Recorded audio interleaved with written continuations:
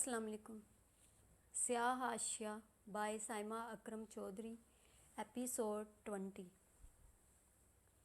तैयबा पुप्पो बहुत खुश थी और उन्होंने मेरी इस कामयाबी को बाकायदा सेलिब्रेट भी किया था। उसने अपने बाप को खुश करने की कोशिश की। हाँ, वो आपसे प्यार भी तो बहुत करती हैं। तैमूर हल्का सा संभल कर मज़ीद गोया हुए, माहिर कहाँ है? मेरी बात करवाओ ज़रा उससे। वो जल्दी से सेल फ़ोन माहिर को पकड़ाकर ख़ुद लॉन की तरफ चली आई। उसका दिल अफसुर्दगी की गहरी तह में लिपटा हुआ था। अच्छा तो अरसम जावेद, अब तुम्हारे पास मेरे लिए चंद मुबारकबाद के अल्फाज भी नहीं। वो मज़ीद उदास हुई और लाशऊरी तौर पर चलते हुए अरसम के पोर्शन की तरफ चली आई।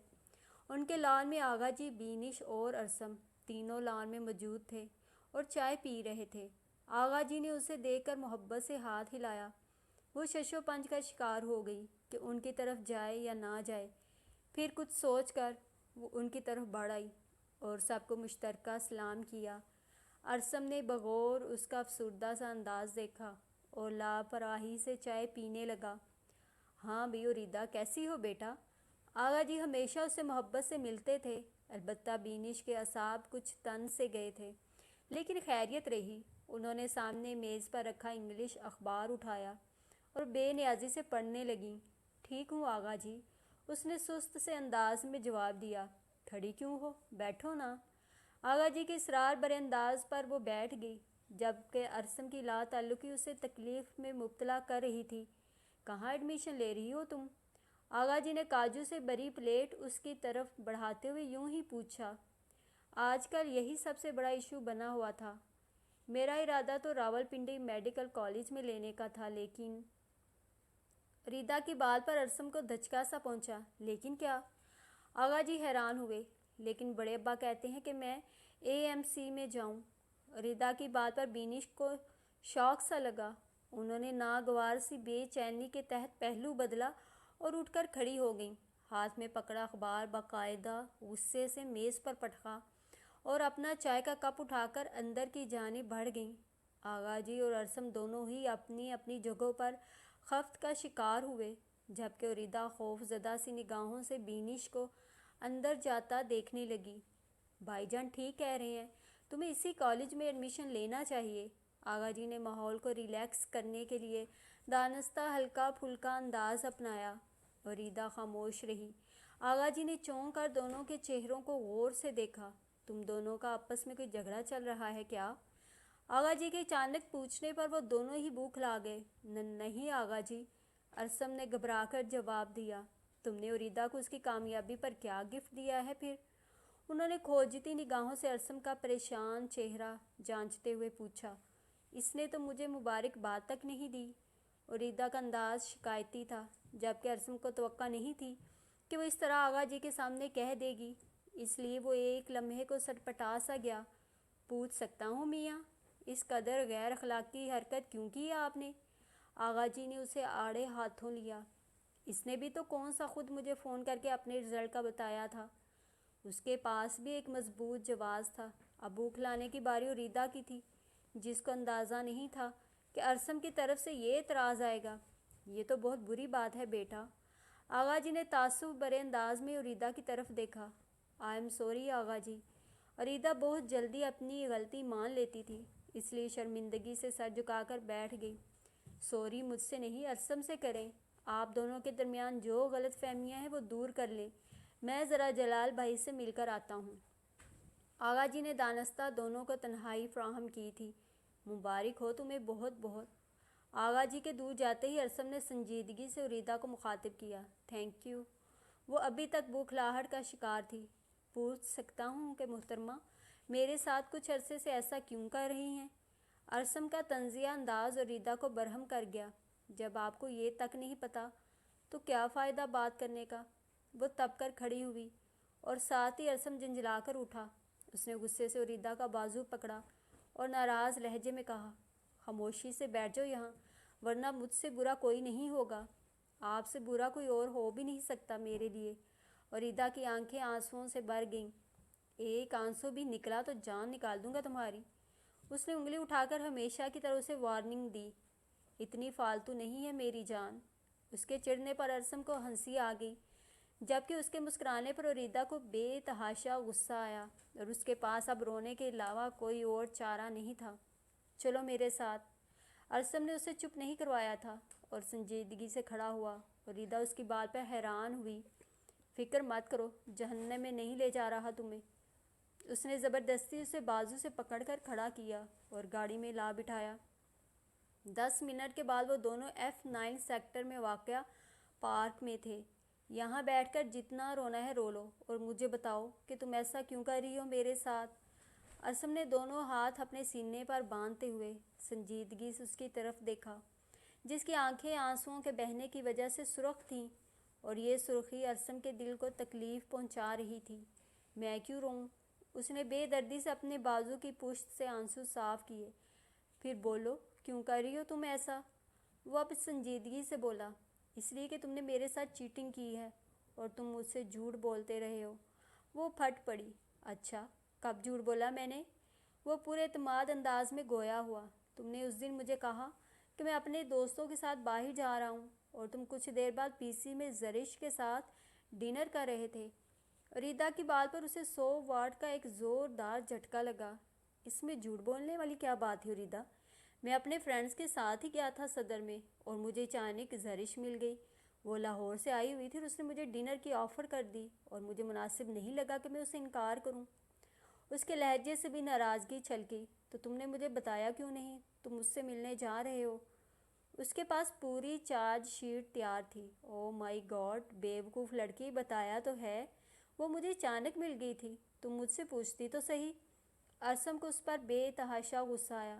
اور تم نے مجھے میرے فرسٹ ایئر کے رزلٹ کی مبارکباد تک نہیں دی تھی۔ اس نے اگلی فرد جرم عائد کی۔ جب تم سرمد بھائی کے ساتھ بیٹھ کر ہنس ہنس کر مجھے جلاؤ گی تو مجھ سے اس چیز کی توقع کیوں رکھتی ہو کہ میں تمہیں وش کروں گا؟ اس کے پاس بھی اپنی ناراضگی کی کئی وجوہات تھیں۔ وہ میرے فرسٹ کزن ہیں، اس نے جھنجھلا کر یاد دلایا۔ تو پھر زرش بھی میرے بچپن کی فرینڈ اور کلاس فیلو ہے، اس نے بھی جوابی وار کیا۔ تو اب زرش کو سرمد بھائی کے ساتھ ملاؤ گے؟ وہ کمر پر ہاتھ رکھ کر غصے سے اس کے سامنے آن کھڑی ہوئی۔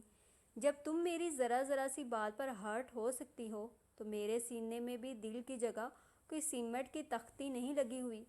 وہ منہ بنا کر ناراضی سے مزید بولا، کتنی دفعہ تم سے پوچھا تھا کہ تم مجھ سے اتنی خفا کیوں ہو، کتنی منتیں کیں، لیکن تم نے بھی تو کچھ نہ بتانے کی قسم کھا رکھی تھی۔ ہاں تو کیوں بتاتی؟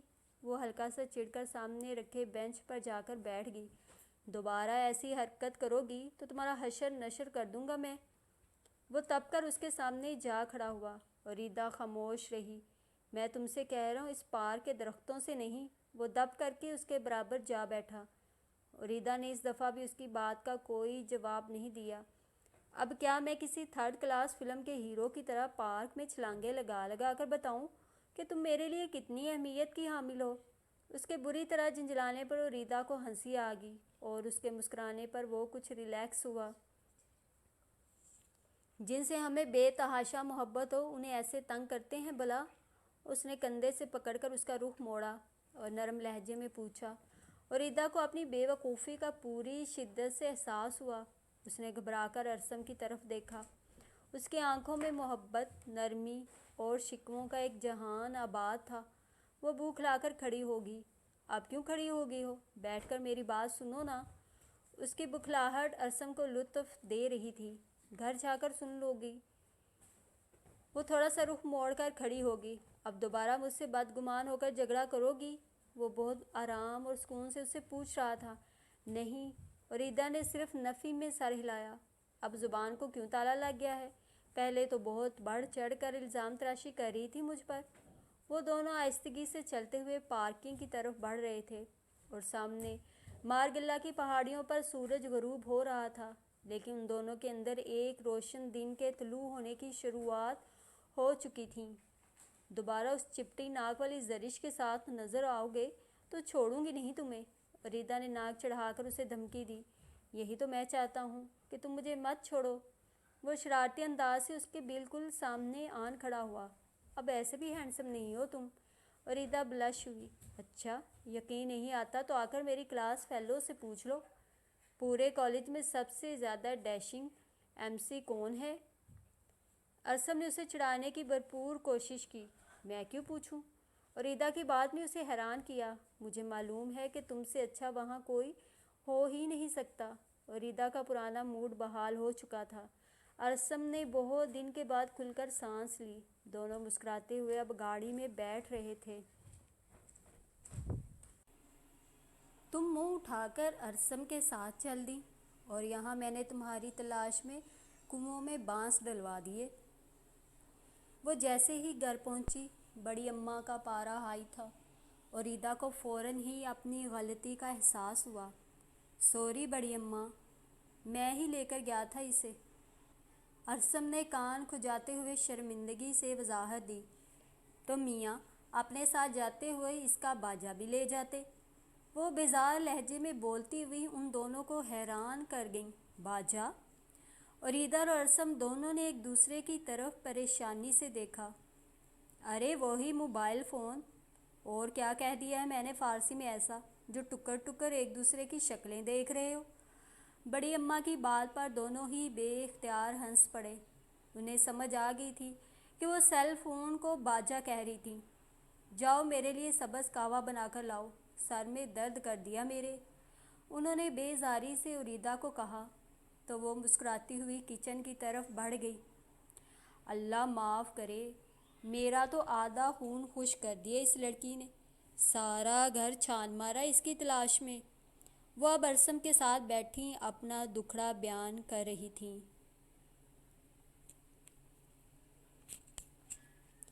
سوری بڑی اماں، مجھے خیال ہی نہیں رہا۔ ارسم کو حقیقتاً شرمندگی ہو رہی تھی۔ وہ بڑی اماں کی پریشانی کا اندازہ کر سکتا تھا۔ تمہاری ارسم کے ساتھ صلح ہوگی کیا؟ وہ جو کچن میں قہوہ دم پر رکھ رہی تھی ماہر کی بات پر حیران رہ گئی۔ وہ اچانک ہی اندر آیا تھا اور اب فریج میں سر دیے کچھ کھانے کی چیز ڈھونڈ رہا تھا۔ میری ارسم کے ساتھ لڑائی ہی کب تھی؟ وہ صاف مکر گئی۔ بیٹا، اپنے بڑے بھائی کے ساتھ زیادہ استادی کرنے کی ضرورت نہیں۔ وہ فریج سے سیب نکال کر لے آیا اور اب شرارت سے اریدا کے دوپٹے سے صاف کرنے لگا۔ اریدا نے گھور کر اسے دیکھا۔ اس میں استادی کی کیا بات ہے؟ اس نے لاپرواہی سے کہہ کر بڑی اماں کی پیالی کیبنٹ سے نکال لی۔ یہ جو پچھلے کچھ عرصے سے تم دونوں منہ لٹکائے گھوم رہے تھے وہ کیا تھا؟ وہ اب مزے سے سیب کھاتے ہوئے بولا تھا۔ وہ تو میں اپنی اسٹڈی میں مگن تھی۔ اریدا نے بھی آج نہ ماننے کی قسم کھا رکھی تھی۔ اچھا، پھر نظریں چرا کر کیوں بات کر رہی ہو؟ میری طرف دیکھ کر بتاؤ نا۔ ماہر کی ہنسی اسے تپا گئی۔ ہاں بتائیں، کیا پرابلم ہے؟ اس نے چڑھ کر اپنے بھائی کا شرارتی چہرہ دیکھا۔ کیا مسئلہ چل رہا تھا ویسے تم دونوں کے بیچ؟ وہ شیلف سے ٹیک لگا کر مزے سے کھڑا ہو گیا۔ آپ کو کس نے کہا ہم دونوں کے درمیان کچھ چل رہا تھا؟ اریدا نے بھی اطمینان سے دریافت کیا۔ تم دونوں کی شکلیں چیخ چیخ کر بتا رہی تھیں۔ ماہر نے اسے چڑھایا۔ تو پھر اس وقت کیوں نہیں پوچھا آپ نے؟ اریدا نے قہوے میں چینی مکس کرتے ہوئے پوچھا۔ تمہیں معلوم ہے میں کسی کی ذاتیات میں نہیں گھستا۔ ماہر اب لاپرواہی سے سیب کھا رہا تھا۔ تو اب کیوں گھس رہے ہیں؟ اریدا نے جواباً اسے تپانے کی کوشش کی۔ ویسے ہی دل کر رہا تھا۔ وہ بھی اپنے نام کا ایک ہی تھا۔ آپ کو کس نے کہا کہ ہمارے درمیان صلح ہو گئی ہے؟ اریدا نے الجھن بھرے انداز سے پوچھا۔ لاؤنج میں بڑی اماں کے پاس بیٹھا ارسم، جو آج بے وقوفوں کی طرح ہر بات پر ہنس رہا ہے، کچن میں آیا تو تم مسکرا رہی تھی۔ میں نے سوچا تم سے ہی پوچھ لوں کہ آخر کون سا زعفران کا کھیت دیکھا ہے تم دونوں؟ ماہر کے مذاق اڑاتے انداز پر اریدا مسکرائی۔ ویسے بہت تیز ہیں آپ، اور بہت بے وقوف ہو تم دونوں۔ ناراض ہوتے ہو تب چہرے پر افسردگی کے بینر آویزاں کر کے گھومتے ہو، اور خوش ہوتے ہو تب بھی ساری دنیا کو پتہ چل جاتا ہے۔ ماہر کچن سے نکلتے نکلتے اریدا کو مزید حیران کر گیا۔ وہ ہلکی سی خفت کا شکار ہوئی اور اگلے ہی لمحے وہ مسکراتے ہوئے قہوے کی پیالی ٹرے میں رکھنے لگی۔ کس شہر سے تعلق ہے تمہارے سسرال والوں کا؟ بختیور نے پریشانی سے سرفراز کی والدہ کا چہرہ دیکھا۔ انہیں وہاں رہتے ہوئے تیسرا دن تھا اور ہاشم کے دوست سرفراز کی والدہ رات ہی انگلینڈ سے پہنچی تھی۔ بختیور کا رات ان سے سامنا نہیں ہوا۔ صبح ناشتے کی میز پر ملاقات ہوئی تو وہ کچھ دیر کے بعد اس کے کمرے میں آن پہنچی اور اب کسی سخت کمیشن کی طرح اس سے انٹرویو لے رہی تھیں۔ کس شہر میں رہتے ہیں تمہارے سسرال میں؟ انہوں نے سنجیدگی سے اپنا سوال دہرایا۔ جی ربوہ میں، بختیور نے سر جھکا کر جواب دیا۔ کتنے بہن بھائی ہیں تمہارے میاں کے؟ وہ چائے پیتے ہوئے بڑے اطمینان سے بولیں۔ شاید 4۔ اس نے اندازہ لگا کر جواب دیا۔ یہ شاید سے کیا مراد ہے تمہاری؟ تم ان سے ملی نہیں ہو کیا؟ ان کے انداز میں ہلکی سی ناگواری چھلکی۔ نہیں، بختیور نے شرمندگی سے جواب دیا۔ ہاں بتایا تھا مجھے سرفراز نے کہ تمہاری لو میرج ہے۔ انہوں نے طنزیہ نگاہوں سے اس کی طرف دیکھا۔ اللہ جانے یہ کیسی محبت کی وبا چل پڑی ہے زمانے میں۔ اپنے پیدا کرنے والے، پالنے پوسنے والے والدین ہی دشمن لگنے لگتے ہیں بچوں کو۔ ان کی اس بات پر بختیور کا دل چاہا کہ زمین پھٹے اور وہ اس میں سما جائے۔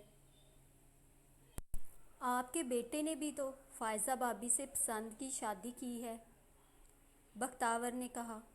وہ اسے کورٹ کچہری سے گزار کر اپنے گھر نہیں لایا بیٹا، ساری دنیا کے سامنے بیاہ کر عزت سے لے کر آیا تھا اس گھر میں۔ بختیور کو لگا جیسے کسی نے ایک زوردار تمانچہ اس کے منہ پر رسید کر دیا ہو۔ مجھے تم کسی نیک ماں باپ کی اولاد لگتی ہو، لیکن یہ حرکت تم نے اچھی نہیں کی۔ انہوں نے کھل کر اپنی رائے کا اظہار کیا۔ اماں کیسی باتیں کر رہی ہیں آپ؟ اٹھیں، آپ کی میڈیسن کا ٹائم ہو گیا ہے۔ فائزہ بھابھی نے کمرے میں داخل ہوتے ہوئے اپنی ساس کا زہر میں بھجا جملہ سنا تو انہیں ساری بات سمجھ میں آ گئی۔ وہ اب شرمندگی سے بختیور کا دھواں دھواں سا چہرہ دیکھ رہی تھیں جو آنسو ضبط کرنے کی کوشش میں لال ہو رہا تھا۔ آنکھ کان کھول کر رہنا ہاسٹل میں، بڑی اماں صبح سے اسے نصیحتیں کر رہی تھیں۔ ریدا کا میڈیکل کالج میں ایڈمیشن ہو گیا تھا اور ماہر زبردستی اس کے ہاسٹل میں بھی ڈاکومنٹس جمع کروا آیا تھا اور ریدا کو وہاں جانے کا سوچ کر ہی کوفت ہو رہی تھی۔ اوپر سے بڑی اماں اٹھتے بیٹھتے اسے سمجھانے کا فریضہ سر انجام دے رہی تھیں جو ریدا کے لیے اب ناقابل برداشت ہوتا جا رہا تھا۔ سن لیا نا تم نے میں نے کیا کہا ہے؟ ہاسٹل میں ہوشیاری سے رہنا۔ آپ تو یوں کہہ رہی ہیں جیسے میں ہاسٹل میں نہیں اپنے سسرال میں جا رہی ہوں۔ ریدا نے پیکنگ کرتے ہوئے بیزاری سے جواب دیا۔ ہاسٹل کون سا کسی سسرال سے کم ہوتا ہے؟ بانت بانت کی تو لڑکیاں ہوتی ہیں وہاں۔ بڑی اماں نے اس کے ہاتھ سے کپڑے پکڑ کر خود طے کر کے اٹیچی کیس میں رکھنے شروع کر دیے۔ تو مجھے کون سا شوق تھا وہاں جا کر رہنے کا؟ یہ تو مہیر بائی کی ضد تھی۔ اور ریدا کا صبح سے موڈ خراب تھا۔ ٹھیک کہتا ہے وہ، یہاں تو سارا دن تم ٹی وی کے آگے منہ اٹھا کر بیٹھی رہتی ہو۔ بڑی اماں نے منہ بنا کر اسے یاد دلایا۔ اب اتنا بھی ٹی وی نہیں دیکھتی ہوں میں جتنا آپ شور مچا رہی ہیں۔ اسے غصہ ہی آ گیا۔ رہنے دو، سب پتہ ہے مجھے۔ انہوں نے ناک سے مکھی اڑائی۔ فرائیڈے کو ڈرائیور یہاں سے بھجوا دیجیے گا۔ ریدا نے بیزاری سے اٹیچی کیس بند کرتے ہوئے یاد دلایا۔ لو ابھی گئی ہے نہیں اور آنے کی فکر پہلے سے پڑ گئی۔ بڑی اماں کو ہنسی آ گئی۔ آپ کو کیا پتہ کتنا دل خراب ہو رہا ہے میرا؟ اور ریدا کی آنکھیں نم ہوئیں۔ اچھا اب نینا برسانے کی ضرورت نہیں، 10-15 دن رہ کر دیکھو ہاسٹل میں، اگر دل نہ لگا تو واپس آ جانا۔ بڑی اماں کا دل پسیج گیا۔ لیکن ماہر بائی، اور ریدا نے دکھی انداز سے انہیں یاد دلانے کی کوشش کی، دیکھ لوں گی میں اس کو بھی، اب کیا زبردستی گھر سے نکالے گا بچی کو؟ ریدا کو بڑی اماں کے محبت بھرے انداز پر ایک دم ہی پیار آیا اور وہ ان سے بے ساختہ لپٹ گئی۔ اس کا یہ انداز بڑی اماں کے دل پر کسی پرانی یاد کی دستک دے گیا۔ قسم سے بڑی اماں، آپ دنیا کی سب سے عظیم گرینڈ مدر ہیں، آپ کی عظمت کو سلام۔ وہ ان سے لپٹے ہوئے اپنی محبت کا اظہار کر رہی تھی۔ بڑی اماں کی آنکھیں آنسوؤں سے لبالب بھر گئیں۔ یہ آپ کو کیا ہوا؟ اور ریدا کو ان کے بوڑھے وجود میں لرزش کا احساس ہوا تو وہ فوراً پیچھے ہٹی۔ بڑی اماں بے آواز رو رہی تھیں۔ آپ کہتی ہیں تو میں نہیں چاہتی۔ ریدا نے اپنی سمجھ کے مطابق اندازہ لگایا کہ وہ شاید اس کے جانے پر دکھی ہو رہی ہیں۔ ایسا تو میں نے نہیں کہا۔ انہوں نے جلدی ہی خود کو سنبھال لیا۔ چلو اپنا سامان سمیٹو، میں تمہارے بڑے ابا کو چائے بنا کر دے آؤں۔ وہ اپنی آنکھیں شال سے صاف کرتے ہوئے باہر نکل گئیں۔ کس نے کہا ہے اسے ہاسٹل بھجوانے کو؟ وہ چائے کا کپ ٹرے میں رکھے اسٹڈی روم میں داخل ہوئیں تو جلال صاحب کو برہم پایا۔ کس کو؟ بڑی اماں اپنی ہی دھن میں تھیں، اس لیے بالکل نہیں سمجھی۔ میں تمہارے صاحبزادے کی اولاد کی بات کر رہا ہوں۔ وہ طنزیہ انداز سے گویا ہو گئے، اور اس دفعہ بڑی اماں ایک لمحے میں سمجھ گئیں کہ وہ ریدا کی بات کر رہے ہیں۔ انہیں ہلکی سی حیرت ہوئی۔ ظاہر ہے اس کا باپ اور بھائی موجود ہے، وہی کہیں گے۔ بڑی اماں نے بھی نروٹھا سا انداز اپنایا۔ اس کے باپ کو کیا ابھی بھی عقل نہیں آئی؟ اسے سمجھاؤ کہ ماضی کے تلخ تجربات سے سیکھے۔ کیوں اپنے گھر کو آگ لگانا چاہتا ہے وہ؟ بڑے ابا سخت جلالی موڈ میں تھے، اور ان کی بات پر ایک تلخ سی مسکراہٹ بڑی اماں کے لبوں پر آ کر ٹھہر گئی۔ ہر انسان اپنے ہی تجربے سے سیکھتا ہے۔ وہ پھیکے سے انداز سے مسکراتی ہوئی گویا ہوئی۔ میری بلا سے کل کو یہ بھی سر پکڑ کر روتا پھرے گا اپنے باپ کی طرح۔ وہ پاؤں پٹکتے ہوئے اسٹڈی روم سے نکلے اور اندر داخل ہوتے ہوئے ریدا سے ٹکرائے، جو انہیں خدا حافظ کہنے کے لیے بڑی عجلت بھرے انداز میں اندر آ رہی تھی۔ آئی ایم سوری بڑے ابا۔ وہ ایک دم سے ڈر گئی۔ بڑے ابا نے ایک سرد نگاہ اس پر ڈالی اور کچھ بھی کہے بغیر اپنے کمرے کی طرف بڑھے۔ بڑے ابا؟ اور ریدا نے انہیں پیچھے سے ہلکا سا جھجک کر پکارا۔ وہ رکے۔ ریدا ہمت کر کے ان کے پاس پہنچی۔ انہوں نے دیکھا وہ سر جھکائے اپنے ہاتھوں کو مسلتی ہوئی کسی خوف زدہ ہرنی کی مانند کھڑی تھی۔ میں جا رہی ہوں۔ ریدا کے منہ سے اٹک اٹک کر نکلا، خدا حافظ۔ وہ سپاٹ لہجہ میں کہہ کر اپنے کمرے کی طرف بڑھ گئے، اور ریدا کا دل ایک دم ہی خراب ہوا اور اسے ماہر کا فیصلہ درست محسوس ہونے لگا۔ بڑے ابا کا یہ دل دکھاتا انداز اسے اگلے کئی گھنٹے افسردہ رکھنے کے لیے کافی تھا۔ یہی وجہ تھی کہ ماہر جب اسے ہاسٹل چھوڑنے جا رہا تھا وہ بالکل خاموش تھی۔ ماہر یہی سمجھتا رہا کہ وہ گھر سے دوری کی وجہ سے افسردہ ہے، اس لیے اس نے بھی اسے چھیڑنا مناسب نہیں سمجھا۔ عائشہ ہال میں اپنے کمرے تک پہنچنے کے عرصے کے دوران اس کے ہونٹوں پر تالا لگا رہا۔ اس کے کمرے کا دروازہ کھلا تھا، اس کا مطلب تھا کہ اس کی روم میٹ آ چکی تھی۔ اس نے دروازہ ہلکا سا ناک کیا۔ کمرے میں پہلے سے موجود لڑکی جو اس وقت اپنی الماری سیٹ کر رہی تھی، اس کی پشت ریدا کی طرف تھی۔ دروازے پر دستک کی آواز پر وہ مڑی اور ریدا کو دیکھتے ہی اسے جھٹکا لگا۔ وہ سخت حیرانگی سے ریدا کی شکل دیکھ رہی تھی۔ میں ریدا ہوں، میری اس کمرے میں الاٹمنٹ ہوئی ہے۔ اس نے سنجیدگی سے اپنا تعارف کروایا۔ مجھے ادینہ کہتے ہیں۔ Nice to meet you. Adina نے خود کو سنبھالتے ہوئے اپنا ہاتھ اس کی جانب بڑھایا۔ ریدا کے چہرے پر ایک دوستانہ مسکراہٹ اور ادینہ کے چہرے پر حیرت، بے یقینی اور پریشانی تھی۔ ارے آؤ نا تم، دروازے میں کیوں کھڑی ہو؟ ادینہ کے چہرے پر پھیلی پرخلوص مسکراہٹ اور گرم جوش انداز ریدا کو اچھا لگا۔ بیٹھو یہاں، سامان مجھے پکڑاؤ، میں سائڈ پر رکھ دوں، رات میں مل کر سیٹ کر لیں گے۔ ادینہ کے بے تکلف انداز پر ریدا ہلکا سا چونکی۔ اسے لگا جیسے اس لڑکی کے ساتھ اس کی بہت عرصے کی شناسائی ہو۔ وہ اسے مخاطب بھی تو کچھ اس طرح کر رہی تھی۔ نہیں نہیں، میں کر لوں گی۔ ریدا نے مروت کا مظاہرہ کیا۔ تم سے کہاں ہوگا یار، شکل سے ہی لگ رہا ہے کہ تمہارا ہاسٹل میں رہنے کا پہلا تجربہ ہے۔ ادینہ کی بات پر وہ حیران ہوئی۔ تمہیں کیسے پتہ چلا؟ ساری زندگی تو ہاسٹلز میں ہی گزر گئی ہے میری، باندھ باندھ کی لڑکیوں سے واسطہ رہا ہے، اب تو شکل دیکھتے ہی پہچان جاتی ہوں۔ ادینہ نے اپنے سنگل بیڈ کی چادر ٹھیک کرتے ہوئے مسکرا کر اس کی معلومات میں اضافہ کیا۔ ٹھیک کہتی ہو، میرا یہ فرسٹ ایکسپیرینس ہے۔ ریدا نے افسردگی سے جواب دیا۔ خبردار، اداس ہونے کی ضرورت نہیں، اور کسی غمگین فلم کا یہاں پر سین کریٹ نہیں کرنا۔ ادینہ نے اپنے تکیے پر غلاف چڑھاتے ہوئے اسے وارننگ دی تو ریدا کے چہرے پر مسکراہٹ پھیل گئی۔ کہاں سے آئی ہو تم؟ ادینہ نے لاپرواہی سے پوچھا۔ اسلام آباد سے۔ اور تم؟ اریدہ نے بھی اظہار مروت دریافت کیا، ورنہ اسے ان چیزوں میں ذرا کم ہی دلچسپی ہوتی تھی۔ حسن ابدال کے ایک گاؤں سے۔ ادینہ نے خود ہی اس کا سامان ٹھکانے لگانا شروع کر دیا۔ تم رہنے دیتی، میں کل کر لوں گی۔ اریدہ نے اسے روکنے کی کوشش کی۔ ارے نہیں یار، مجھ سے بے ترتیبی برداشت نہیں ہوتی۔ ادینہ نے اسے اپنا مسئلہ بتایا تو وہ بھی ڈھیٹ بن کر رہ گئی۔ آنے والے دنوں میں اریدہ کو اچھی طرح سے اندازہ ہو گیا تھا کہ وہ خاصی پرخلوص، سمجھدار اور دوسروں کا خیال رکھنے والی لڑکی ہے۔ وہ اریدہ کا دانستہ اور غیر دانستہ انداز میں خیال رکھنے کی پوری کوشش کرتی، اور اسی وجہ سے دونوں کے درمیان اچھی انڈرسٹینڈنگ ہو گئی تھی۔ ایک ہی ہفتے میں دونوں کو ایسا محسوس ہونے لگا تھا کہ وہ صدیوں سے ایک دوسرے کی واقف ہیں۔ تم نماز کیوں نہیں پڑھتی اریدہ؟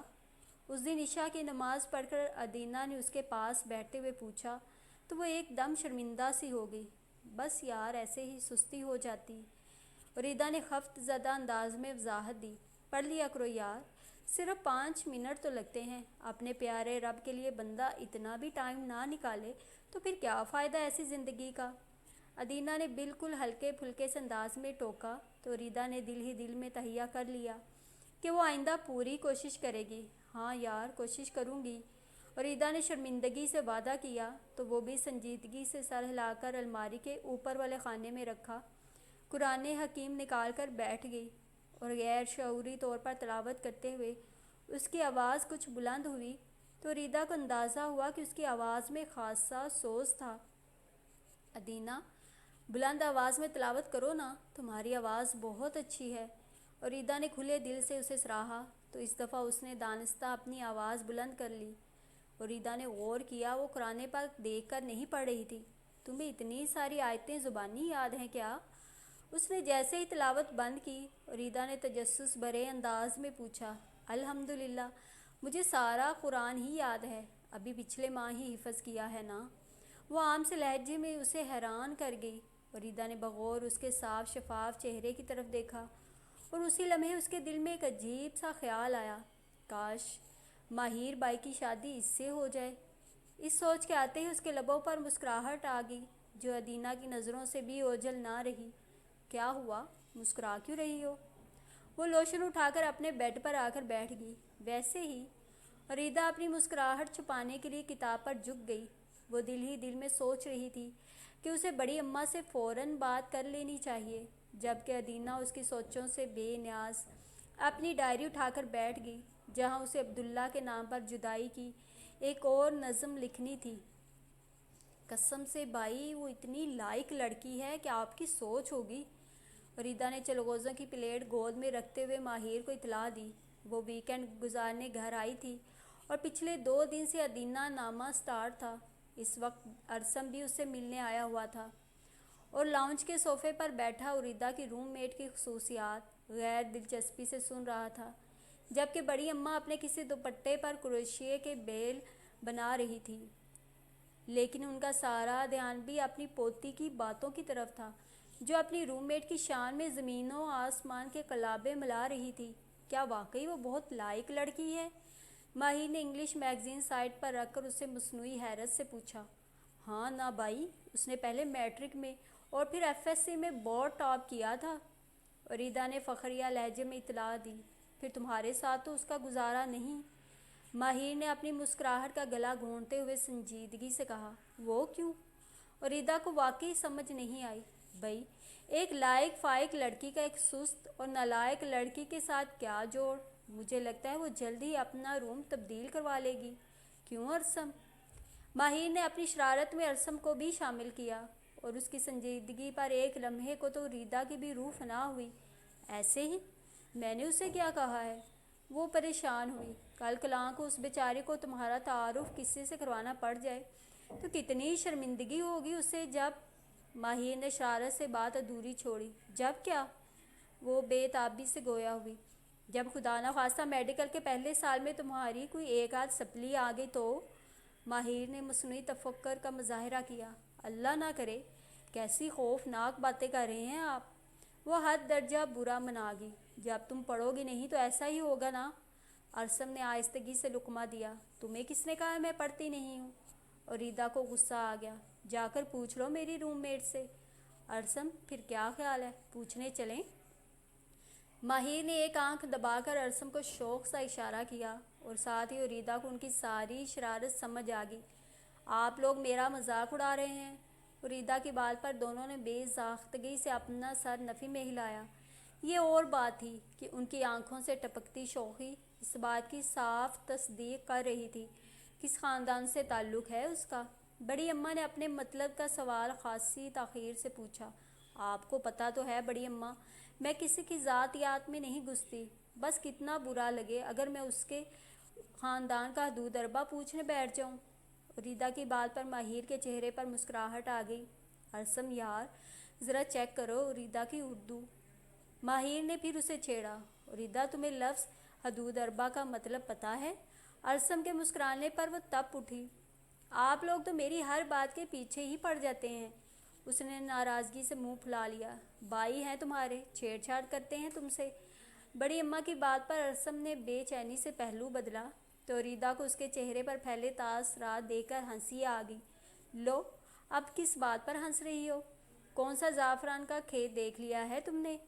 بڑی اماں نے گور کر اپنی پوتی کا لال سرخ چہرہ دیکھا جو اپنی مزید ہنسی کو چھپانے کے لیے کچن کی طرف چل پڑی۔ کچھ لمحوں کے بعد ارسم بھی اس کے پیچھے تھا۔ بڑی اماں بھی کبھی کبھی کمال ہی کر دیتی ہیں۔ وہ فریج کھول کر اندر جھانک رہا تھا۔ بھائی، اریدا کی ایک دفعہ پھر ہنسی چھوٹ گئی۔ خبردار مجھے بھائی کہا تو حشر نشر کر دوں گا تمہارا۔ ارسم نے جھنجھلا کر فریج کا دروازہ زور سے بند کیا۔ اچھا نہیں کہتی، کافی پیو گے؟ اریدا نے مسکرا کر کیبنٹ کھول کر کافی کا ڈبہ نکالا۔ ہاں، پہلے بڑے اماں کی بات نے دل جلایا ہے اور اب تم کافی پلا کر معدہ جلاؤ گی، مرضی ہے تمہاری۔ وہ اس کے بالکل پاس آن کھڑا ہوا۔ اس کے پاس سے آتی چینل 5 کی خوشبو اریدا کے حواسوں پر چھانے لگی۔ وہ دانستہ طور پر اس سے تھوڑا ہٹ کر کھڑی ہو گئی۔ ہاسٹل میں سب سے زیادہ کسے مس کیا تھا؟ وہ دونوں ہاتھ سینے پر باندھے اپنی ہی دھن میں کھڑا تھا۔ ماہر کو۔ اریدا کے منہ سے بے ساختہ نکلنے والی اس نام نے ارسم کو مایوس کیا۔ اور مجھے؟ اس نے ڈھیٹ بن کر پوچھ لیا۔ تمہیں بھی کیا تھا؟ اس نے چولہے کا برنر جلاتے ہوئے لاپرواہی سے ارسم کا دل بھی جلایا۔ کیا ضرورت تھی، رہنے دیتی۔ وہ برا مان چکا تھا۔ اریدا نے چونک کر اس کی طرف دیکھا تو اسے کچھ غلط ہو جانے کا احساس ہوا۔ لو اس میں مائنڈ کرنے والی کیا بات ہے؟ پتہ تو ہے تمہیں میں نے کتنا مس کیا ہوگا تمہیں۔ اریدا نے اس کا موڈ ٹھیک کرنے کی کوشش کی۔ سب سے زیادہ تو نہیں کیا نا؟ وہ سنجیدگی سے کہہ کر بڑی تیزی سے کچن سے نکل گیا۔ اریدا اس کی اس رد عمل پر ہکا بکا رہ گئی۔ وہ جب سے ہاسٹل سے آئی تھی آپا صالحہ اس سے خرید کر چھوٹی چھوٹی باتیں پوچھ رہی تھی، جبکہ ادینہ کا سارا دھیان فزیالوجی کے ٹیسٹ کی طرف تھا، اس لیے وہ آپا صالحہ کے سوالوں کے جواب صرف ہوں ہاں میں دے رہی تھی۔ آپا صالحہ اکتا کر اپنی ساس کے کمرے میں آن بیٹھی۔ انہوں نے ٹی وی سے نظر ہٹا کر ان کی جانب دیکھا اور فوراً ہی بانپ لیا کہ وہ کچھ بے چین سی دکھائی دے رہی ہیں۔ کیوں پریشان ہو رہی ہو صالحہ؟ بیبے نے بڑی تیزی سے اپنی بہو کے چہرے پر پھیلی پریشانی کو پڑھا۔ ادینہ کی وجہ سے۔ انہوں نے بھی چھپانا مناسب نہیں سمجھا۔ ادینہ تو ماشاءاللہ اب کافی سمجھدار ہو گئی ہے پتر، اس کی فکر کرنا چھوڑ دے، اللہ سونا ہے نا۔ انہوں نے نرمی سے انہیں سمجھانے کی کوشش کی۔ آپ کو نہیں پتہ بیبے، یہ عمر کتنی خطرناک ہوتی ہے۔ انہوں نے اٹھ کر بے چینی سے ٹہلنا شروع کر دیا۔ غلطیاں کرنے کی کوئی خاص عمر تھوڑا ہوتی ہے پتر، انسان کا کیا بھروسہ کب کہاں کس عمر میں اس کی مت ماری جائے۔ انہوں نے ٹی وی بند کر کے اپنی بہو کی طرف دیکھا جس کے چہرے پر تفکر کی لکیریں نمایاں تھیں۔ لیکن ہمارا معاشرہ عورت کی غلطی کو کبھی معاف نہیں کرتا، انہوں نے افسردگی سے جواب دیا۔ تو مرد کو کون سا سر آنکھوں پر بٹھاتا ہے، ساری عمر اس چیز کا تانا تو اسے بھی سننے کو ملتا ہے۔ بے جی نے انہیں مطمئن کرنے کی کوشش کی۔ رہنے دے بیبے، ہم جس معاشرے میں سانس لیتے ہیں وہاں مرد 100 گناہ کر کے بھی دور سے دلہا ہی رہتا ہے اور عورت کی ذرا سی لغزش پر اسے زندہ درگور کر دیا جاتا ہے۔ آپا صالحہ کی آنکھوں سے ایک انکہا دکھ چھلکا۔ بس کرو بختاور، رو رو کر تم نے اپنا حشر خراب کر لیا ہے۔ ہاشم پچھلے 1 گھنٹے سے اسے چپ کروا رہا تھا۔ جو اس کے دوست سرفراز کی والدہ کی باتوں پر حد درجہ دکھی تھی۔ بختیار کو ان کی باتیں سوچ کر بار بار رونا آ رہا تھا۔ مجھے سمجھ میں نہیں آتی میں نے ان کا کیا بگاڑا تھا آخر۔ کچھ لوگوں کو ایسے ہی دوسروں کو نصیحتیں کرنے کا شوق ہوتا ہے، وہ تو ویسے بھی بزرگ خاتون ہیں۔ ہاشم ہر ممکن اسے ٹھنڈا کرنے کی کوشش کر رہا تھا۔ تمہیں ایک اچھی نیوز سناؤں؟ ہاشم نے اس کا دھیان بٹانے کے لیے وہ خبر سنانے کا فیصلہ کر ہی لیا جو اس نے سرپرائز کے طور پر چھپا رکھی تھی۔ بختیار نے سوالیہ نگاہوں سے اس کی طرف دیکھا۔ اس کی آنکھیں ابھی بھی سرخ تھیں۔ ہاشم مضطرب ہوا۔ مجھے اپنے فلیٹ کی چابیاں مل گئی ہیں۔ ہاشم کی بات پر بختیار کو خوشگوار سا جھٹکا لگا۔ کیا واقعی؟ بختیار کے لہجے سے بے یقینی چھلکی۔ ہم کب جائیں گے اپنے گھر؟ اتوار کو۔ ہاشم کے جواب پر وہ ہلکا سا مایوس ہوئی۔ لیکن اتوار میں تو ابھی پورے 4 دن پڑے ہیں۔ اصل میں سرفراز کہتا ہے کہ تم وائٹ واش کروا کر جاؤ گھر میں، ذرا نیٹ لگے گا۔ ہاشم کی بات پر وہ پھیکے سے انداز میں مسکرا دی۔ اور اسی لمحے ہاشم کو ادراک ہوا کہ وہ یہاں بالکل بھی نہیں رہنا چاہ رہی تھی۔ شاید اس کی وجہ سرفراز کی والدہ کا تلخ رویہ تھا۔ کیا سوچ رہی ہو بختیار؟ کچھ دیر بعد ہاشم نے محسوس کیا وہ کچھ چپ چپ سی تھی۔ سوچ رہی ہوں پتہ نہیں گھر میں کیا حالات ہوں گے، بابا نے سب کی زندگیاں کتنی مشکل بنا دی ہوں گی۔ بختیار کو آج کل شدت سے احساس ہو رہا تھا۔ ہاشم نے غور سے اس کا معصوم چہرہ دیکھا اور سنبھل کر بیٹھ گیا۔ دیکھو بختیار، اگر تم ماضی کے انہی دائروں میں گھومتی رہیں تو یقین مانو اپنے حال کی ساری خوشیاں گنوا دو گی۔ وہ محتاط انداز میں گویا ہوا۔ میں انہیں نہیں بھلا سکتی۔ بختیار کی آنکھیں نم ہوئیں۔ کچھ بھی ہو، وہ میرے والدین تھے اور میرے بہن بھائی۔ میں بھی تو اپنا سب کچھ چھوڑ کر آیا ہوں، اور میں جسے چھوڑ دیتا ہوں مڑ کر اس کی طرف نہیں دیکھتا۔ ہاشم کے لہجے میں کچھ تھا۔ بختیار چونک گئی۔ آپ مجھ سے شادی سے پہلے ان سب کو چھوڑ چکے تھے۔ اس نے اسے یاد دلانے کی کوشش کی، اور جو اس وقت اسے خاصی مہنگی پڑی۔ تو تم اس بات پر پچھتا رہی ہو کہ تمہیں شادی کی وجہ سے ان سب کو چھوڑنا پڑا؟ ہاشم کے لہجے میں ہلکی سی ناراضی پر وہ بے چین ہوئی۔ میں پچھتا نہیں رہی ہوں ہاشم۔ اس نے جلدی سے اس کی بات کی تردید کی۔ لیکن مجھے کیوں لگتا ہے کہ تم بہت جلد ایسا کرو گی؟ ہاشم کی بات پر وہ حیران ہو کر اس کا چہرہ تکنے لگی۔ میں ایسا کیوں کروں گی بھلا؟ میری چھٹی حس کہہ رہی ہے۔ ہاشم اپنے ہاتھوں کا تکیہ سا بنا کر بیڈ پر لیٹ گیا۔ ایسا کبھی نہیں ہوگا۔ وہ پورے اعتماد تھی۔ دعویٰ مت کرو بختیار۔ بعض دفعہ انسانی نظام میں کہے گئے لفظوں اور جملوں کا تاوان ساری زندگی بھرنا پڑتا ہے۔ ہاشم عجیب انداز میں مسکرایا۔ اللہ نہ کرے میرے ساتھ ایسا ہو۔ بختیار نے بڑی سرعت سے جواب دیا۔ تو تمہارا کیا خیال ہے؟ جن لوگوں کے ساتھ برا ہوتا ہے وہ اللہ کرتا ہے۔ وہ اٹھ کر بیٹھ گیا۔ میں ایسا تو نہیں کہہ رہی، لیکن انسان کے ساتھ وہی ہوتا ہے جو اس کی قسمت میں لکھا ہوتا ہے۔ بختیار نے ہلکا سا سنبھل کر جواب دیا۔ انسان کے ساتھ جو ہوتا ہے اس کے اپنے کیے گئے اعمال کا نتیجہ ہوتا ہے۔ ہاشم نے اسے سمجھانے کی کوشش کی۔ لیکن کچھ چیزیں انسان کی قسمت میں لکھ دی جاتی ہیں۔ بختیار کو اس کا انداز اچھا نہیں لگا۔ اچھا یہ بتاؤ کہ گھر سے بھاگ کر شادی کرنا کیا تمہاری قسمت میں لکھ دیا گیا تھا؟ ہاشم اچانک ہی بحث پر اتر آیا۔ حالات ہی ایسے ہو گئے تھے، مجھے ایسا فیصلہ کرنا پڑا۔ بختیار نے برا سا منہ بنایا۔ تو تم اس بات کو تسلیم کرو کہ یہ تمہارا اپنا فیصلہ تھا۔ تمہیں اچھی طرح سے پتہ تھا کہ اس کے کیا نقصان اور کیا فائدے ہوں گے۔ تم لوگ بیچارے مذہب کو بدنام کرنے کی کوشش کیوں کرتے ہو؟ ہاشم کے انداز میں کچھ تھا کہ وہ ٹھٹک سی گئی۔ تو کیا تم قسمت پر یقین نہیں رکھتے؟ بختیار ہلکی سی پریشان ہوئی۔ اس بحث میں مت پڑو کہ میں کس چیز پر یقین کرتا ہوں اور کس پر نہیں، تم خود الجھ جاؤ گی۔ ہاشم نے اسے ٹالنے کی کوشش کی۔ میں تمہاری بات سمجھی نہیں۔ بختیار نے ناسمجھی کے عالم میں اسے دیکھا۔ دیکھو بختیار، کچھ معاملات میں میرے اپنے نظریات ہیں اور میں اس کا پرچار کرنا پسند نہیں کرتا۔ وقت کے ساتھ ساتھ تم ان کو جان جاؤ گی۔ ہاشم کے دو ٹوک انداز پر چپ سی کر گئی۔ ناراض ہوگی ہو کیا؟ وہ اس کی خاموشی کو ناراضی سمجھ کر بے چین ہوا۔ نہیں۔ بختیار نے فوراً نفی میں سر ہلایا۔ یہ تو اچھی بات ہے۔ چلو لائٹ بند کرو، مجھے نیند آ رہی ہے۔ اس کے نرم انداز پر وہ اٹھی اور کمرے کی لائٹ بند کر دی۔ او مائی گاڈ! شانزے نے اپنے دونوں ہاتھ ہونٹوں پر رکھ کر بے ساختہ انداز میں ہنسی۔ یہ میں ہوں؟ وہ خوشگوار حیرت اور تعجب کے عالم میں کمپیوٹر اسکرین کو دیکھ رہی تھی۔ اس کا کمرشل تیار ہو چکا تھا۔ یقین نہیں آ رہا نا؟ ماہر کو اس کی حیرانگی لطف دے گئی۔ یہ کب چلے گا ٹی وی پر؟ شانزے بے چین ہوئی۔ انشاءاللہ اگلے سوموار سے۔ ماہر نے اسے مزید حیران کیا۔ آپ سوچ نہیں سکتے میں کتنی زیادہ ایکسائٹڈ ہو رہی ہوں۔ شانزے کا چہرہ خوشی سے دمک رہا تھا۔ ماہر مسکرایا۔ مجھے بہت اچھی طرح سے اندازہ ہے شانزے، لیکن تمہیں اپنی بات یاد ہے نا؟ ماہر نے اسے اس کا وعدہ یاد دلانے کی کوشش کی۔ کون سا؟ شانزے کی معصومیت اس کا دل جلا کر راکھ کر گئی۔ It's not fair. ماہر نے غصے سے اپنا لیپ ٹاپ بند کیا۔ کیا تمہیں واقعی یاد نہیں کہ تم نے پرامس کیا تھا کہ یہ تمہارا پہلا اور آخری ایڈ ہوگا؟ اوہ یس، یاد ہے نا بابا۔ شانزے کو اس کا ناراض چہرہ دیکھ کر ہنسی آ گئی۔ دوبارہ ایسی فضول ایکٹنگ کی تو مارگلہ کی پہاڑیوں سے دھکا دے دوں گا تمہیں۔ اس نے انگلی اٹھا کر مصنوعی ناراضگی سے دھمکی دی۔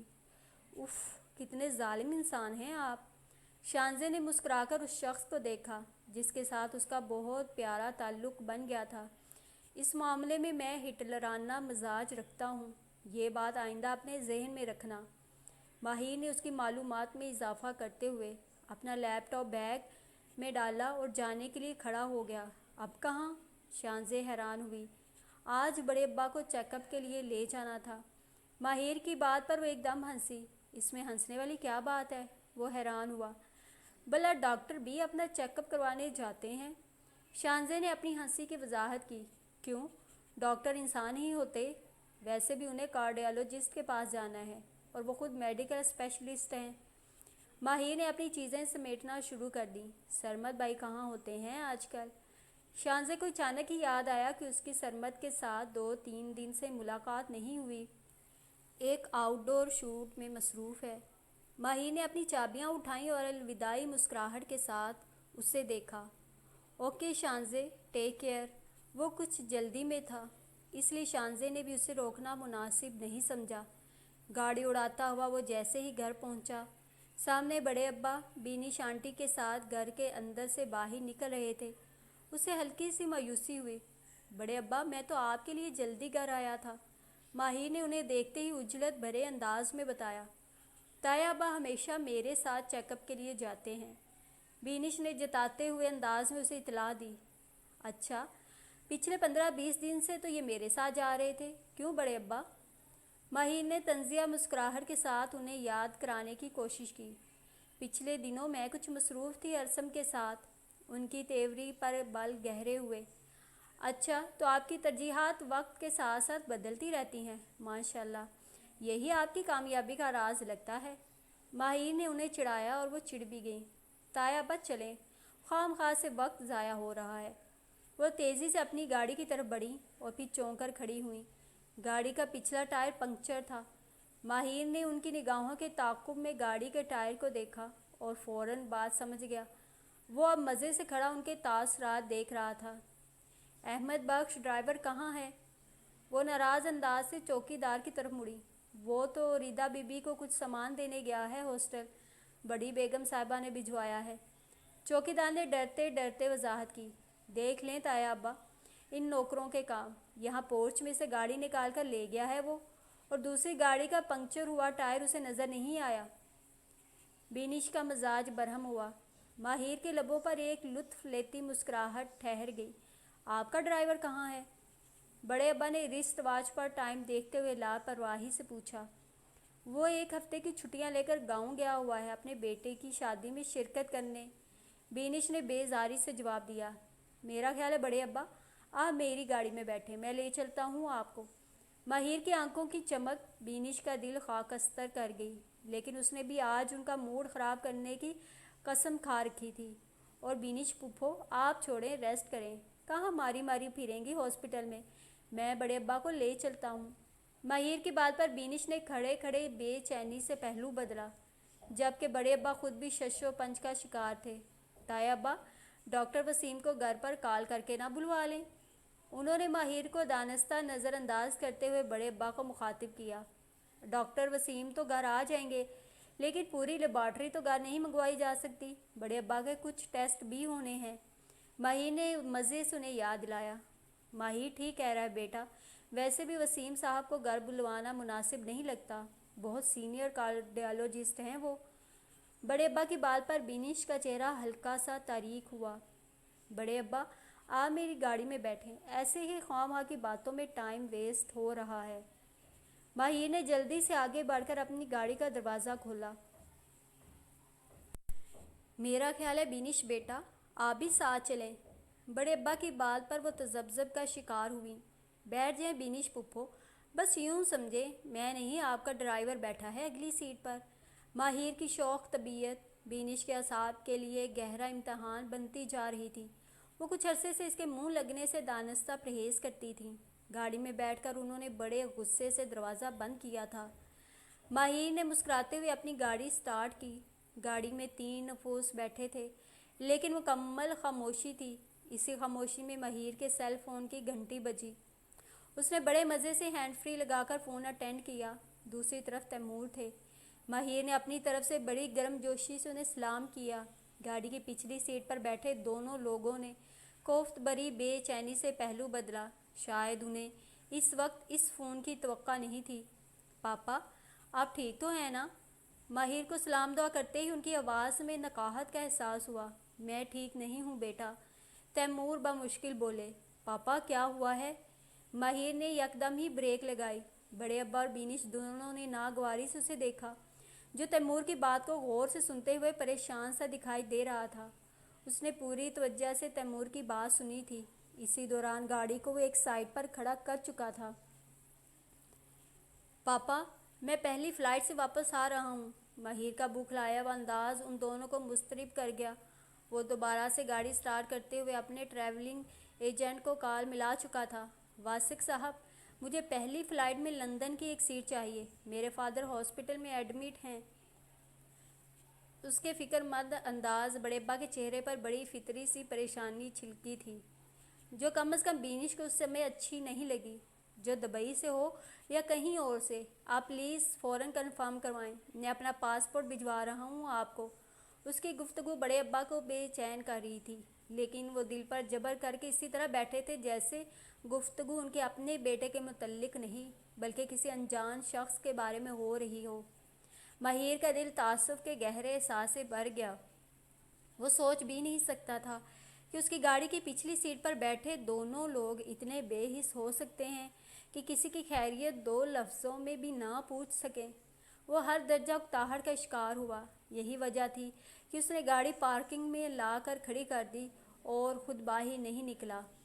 بڑے ابا میں ڈرائیور کو فون کر دوں گا، وہ واپسی پر پک کر لے گا، مجھے نکلنا ہوگا۔ ماہر کے بے تاب انداز پر ایک طنزیہ سی مسکراہٹ بینش کے چہرے پر ٹھہر گئی۔ بڑے ابا نے بھی اس کی بات پر صرف اثبات میں سر ہلایا تھا۔ چلیں تایا ابا۔ بینش نے آگے بڑھ کر بڑے ابا کی فائل اٹھائی اور گاڑی کا دروازہ بند کرتے ہوئے ایک لمحے کو ان کا چہرہ دیکھا تو وہ ٹھٹک سی گئی۔ بڑے ابا کے چہرے پر اچانک ہی زردی سی پھیل گئی تھی۔ آپ ٹھیک ہیں نا؟ ماہر نے اپنی گاڑی دوبارہ سٹارٹ کرتے ہوئے بینش کا یہ جملہ سنا اور بطور خاص بڑے ابا کے تھکے تھکے انداز کو دیکھا اور سر جھٹک کر اپنی گاڑی پارکنگ سے نکال لی۔ وہ اب اڑتا ہوا اپنے ٹریولنگ ایجنٹ کے پاس جا رہا تھا۔ 2 گھنٹے کی مسلسل کوشش کے بعد وہ دبئی سے لندن تک کا کنفرم ٹکٹ حاصل کرنے میں کامیاب ہو چکا تھا۔ گھر واپس نکلتے ہوئے اس نے سرمد کو ضروری کاموں کی تفصیل بتائی اور بڑی اماں کو سرسری سے انداز سے تیمور کی خراب طبیعت کا بتا کر اپنے کمرے میں آ گیا۔ اسے دبئی کے لیے نکلنا تھا۔